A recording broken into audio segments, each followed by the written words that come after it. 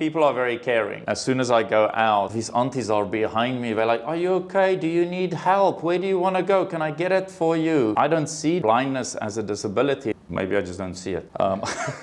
Could you start by introducing yourself? I'm Andrew Clerk. I was born in South Africa. One of my companies, we had offices in 58 countries. Taiwan, been in and out for 18 years. Within the first week of being here, I met my Taiwanese partner. We're still married 18 years on. In 2008, I was diagnosed with a disease that makes you permanently blind. The doctors basically just told me, you've got 6 months of eyesight left. Go out and enjoy because it's not going to last long. What were the things that you did in that last 6 months? We would sit on the beach in Danshui and then watch the sunset. And it goes through my head, this might be the last time I ever see the sunset. Week by week, start seeing the deterioration. First it was car. I decided I'm not going to drive car anymore. The road just kept on going like this in front of me. And then it was scooter and then bicycle. And then one day I nearly got run over on a pedestrian crossing, just crossing over. Your world just keeps on shrinking and shrinking and shrinking. But I think for me, the toughest one was I looked at my partner and I realized I can't see his face anymore. And it's like, wow, I'm never going to see your face again. It screws you up pretty badly. How did you navigate that dramatic transition in your life without becoming depressed or? It was mentally very taxing and they were seriously weak moments. The main thing that kept me going was running 2 large companies. It must have been about 5,500 employees. The vast majority of those employees were pretty uneducated, low-income people. This is all they know. If I'm going to go down, so many people, their families, their children, elderly parents. I remember I was still working on a laptop and I couldn't see the keys anymore. Just kept on telling myself, you cannot break down. People are going to suffer if you go down. So that's something that I've highly recommended to folks with disabilities is just get something that's so important to you. You becoming disabled is just not important anymore. When you were first here and you said you were running a company, what kind of things did you sell or products did you guys provide? The first company specialized in produce that has to get from the plant to supermarket shelves under 26 hours.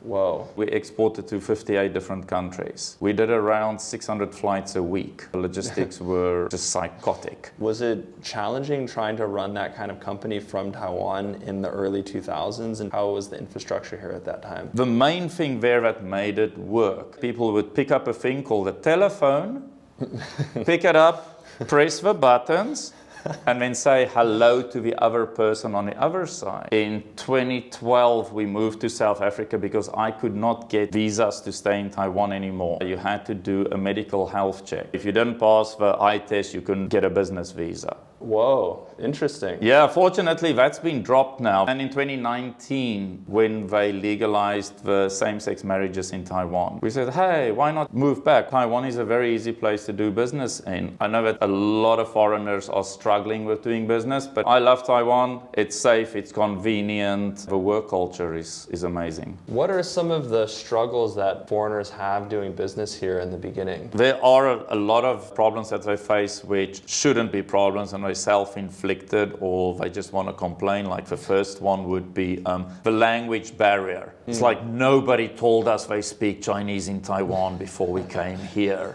They just suddenly changed. I don't have problems with that. Just employ people who are fully bilingual. I mean, you get 16-year-old kids nowadays who are just fully bilingual. Now that you've lost your sight, is your power to imagine things super heightened now? Absolutely. Really, really good question. And I think this is one of the very big reasons I'm not totally lost when I'm walking outside. The mind is super powerful. As I walk, it literally just creates it. In front of me, I can see the scooters parked there, the poles with the bus signboards on it, because in front of me is basically just a blank movie screen. So whatever you want to see, you tell the brain you think it should be there, and it you see all those brain cells run when I was talking earlier about seeing the last sunset and seeing the last moon, I see the most beautiful sunsets any time of the day I wish. That's why I don't really miss seeing things anymore. I don't sit there and cry when my partner sits next to me and describes it, how beautiful it is. And he knows very well how to describe things so that it actually creates the images in my head,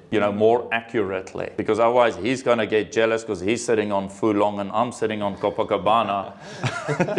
Do you have like a giant map in your head of like Taipei, or like how do you navigate? People always think a blind person navigate using their white cane. No, you don't. 75% I go with smell. Smell? Thanks to all the food stalls and shops and restaurants here, there's just so many smells. In my brain, it's just literally there's a map, a chicken soup here or stinky tofu there. Every single day when you stand at a traffic light and you turn your head and you're like, whew, where did that come from? I mean, the drain is right there. They have distinct, like... Yeah, unfortunately they do. I can be very absent-minded when I walk, thinking about business things. Next moment I'm like, oh, where am I? And then I like, oh God, it's that seafood drain smell. I'm like, oh, okay, I know where I am. But that's interesting though, that you have gotten to the point that you are comfortable navigating, that you can be absent-minded while walking on the street. Yeah, well, I hope the insurance company doesn't listen to this. This morning when I walked to work, I nearly walked the wrong direction. Then I very quickly have to navigate standing very still, and there's a family mart door going ping pong, ping pong. I smell dumplings. Usually within that time frame, somebody would come to me and like, are you okay? People see your cane, you're a foreigner. Oh yeah, no, I stick out. So it's so funny, all the aunties selling things on the street and the little shops, they know me very well. They know I walk with a cane. So I can pop down to the coffee shop quickly or 7-Eleven, Family Mart. As soon as I go out without my cane, oh, these aunties are behind me. They're like, are you okay? Do you need help? Where do you want to go? Can I get it for you? Yeah. I'm like, no, it's okay. And then I think they must wonder, like, what's going on with this person? Sometimes he can and sometimes he can't. What's the deal here? People are very caring. I really never had a major issue with being blind in Taiwan. Do you feel like it's particularly safe here and accommodating? In South Africa, I'm an absolute target. Taiwan, very safe. People move out of the way. Even my partner and my assistants, they actually laugh quite a lot when I walk because I walk extremely fast. And then they say you just see people like flying out of the way. It looks like jumping flying fish. Back in South Africa, I had a full-time driver and a full-time assistant. Here I don't need the driver. There's a fantastic transportation network. Taipei City, that's why I live here. The sidewalks have to meet certain criteria. It's not like Danshui where you walk and there's just an abyss in front of you. Steps going down and steps going up. I would like to advocate for standards for surface friction because some are just these slippery tiles, and they just chuck their buckets of water down and mop the tiles. And it's so dangerous. I dread to think how many old people break hips and ankles. I'm curious, is there some sort of uniqueness in terms of like the soundscape here? Have you never heard the garbage truck?